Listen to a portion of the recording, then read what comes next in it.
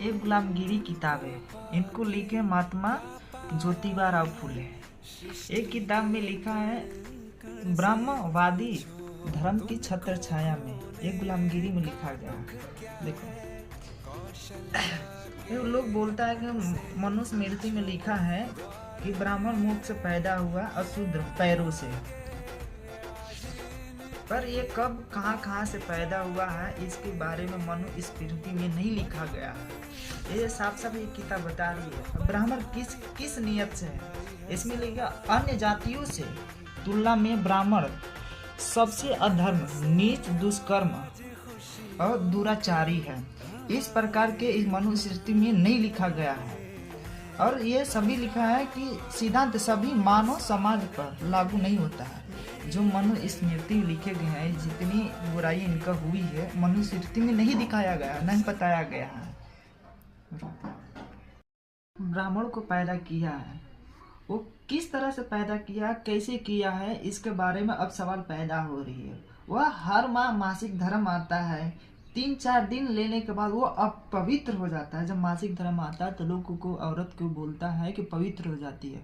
पर ब्रह्मा को ना स्त्री में लिखा गया है, ना पुरुष में लिखा गया, ना किन्नरों में लिखा गया। ये सवाल पैदा करती है। और फिर ये कई प्रकार से लेते हुए ये ब्रह्मा की उत्पत्ति कैसे कैसे हो रही है। अगर जब मुंह से पैदा होता है तो उसकी बाहें होगी, जांघ होगी, पाँव होगी, कई प्रकार का अंग होगा। जो इंसान में पैदा होता है वो कई प्रकार का अंग होगा। बाकी वो चारों लोगों को पैदा किया है, ब्राह्मण, शूद्र, वैश्य, सारे लोगों को। तो कहाँ से पैदा हुआ सारे कोई जानता, हम भी जानते, आप भी जानते हैं। पर ये कहाँ से गर्भ होता है, ये सारा दिखा रहा है, सारा बता रहा है ये किताब।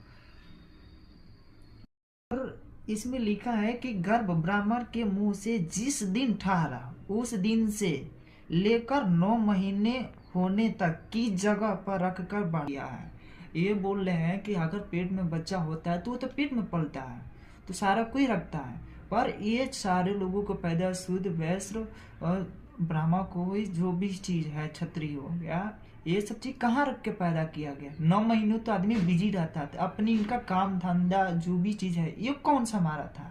उस समय लोग बोलता है कि ब्रह्मा ही एक है, ना ब्रह्मा को अंत किया जा सकता है, ना उस खुद को जन्म दिया जा सकता है। फिर भी ये सवाल की किताब कर रही है, इसकी जवाब मनुस्मृति में नहीं लिखा गया है।